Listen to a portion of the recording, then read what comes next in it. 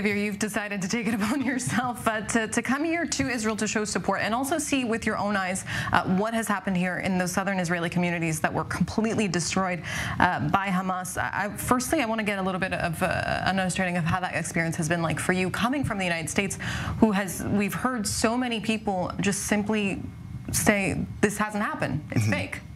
Yeah, so this is my second time visiting Israel. And the first time I came, I didn't know much about Israel. I heard all different types of conflicting details of what was happening here. And what I always tell people, if you go to Israel thinking you're going to see an apartheid state, you're going to realize that could not be any further from the truth. So I did come here. I'm seeing the devastation with my own eyes. I'm seeing the lies just play out in ways that are just profound to me. You know, propaganda is the oldest trick in the book, and it's certainly not something new that's to the Jewish community that has been combating that for, I want to say centuries, but really millenniums now.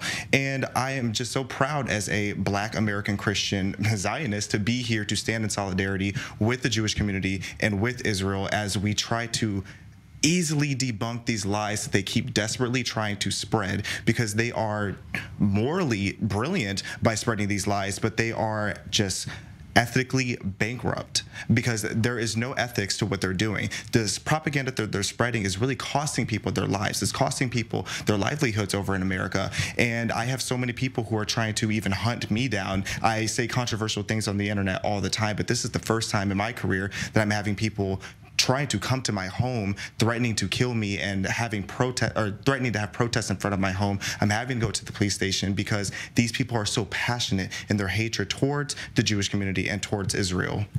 And I want to ask you, what do you say to critics that accuse you, as you said, of being a Zionist and the quote, being on the wrong side of history here, ethnically cleansing, white colonialist oppressor that is carrying out so-called war crimes? What do you say to them?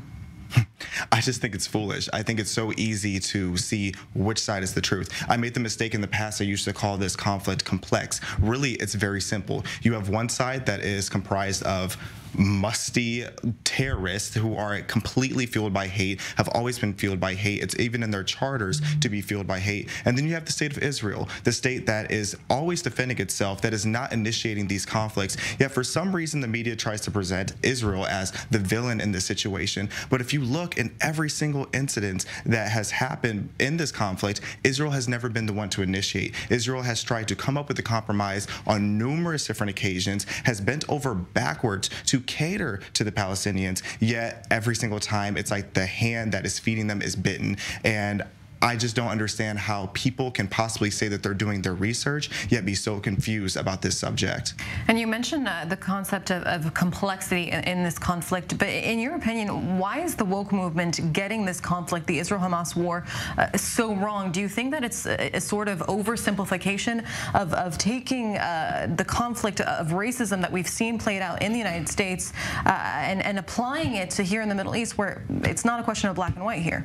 It's this massive umbrella that you see on apps like TikTok, where I call it the bullying umbrella, where every single thing that they want to cancel, they put under this umbrella. If you say that there's only two genders, they'll say you're transphobic. If you say that black people aren't oppressed in America and that we're not victims in America, they'll say that you're racist. And now they're saying that if you stand with Israel, you are genocidal somehow, which makes absolutely no sense considering Israel has been the ones combating against genocide for so long. But this is all their strategy. You have social media, and that's the only outlet that most people, especially Gen Z and millennials, are getting their information from. And TikTok is intentionally fueling this fire by promoting the people who lies, promoting the people who are just spreading the most incorrect information. But then when you try to put the truth out there, they'll not only suppress your account, but they will get you banned, they will get you blocked, and they will do everything in their power to make your life miserable because they would rather see you be silent than see you tell the truth.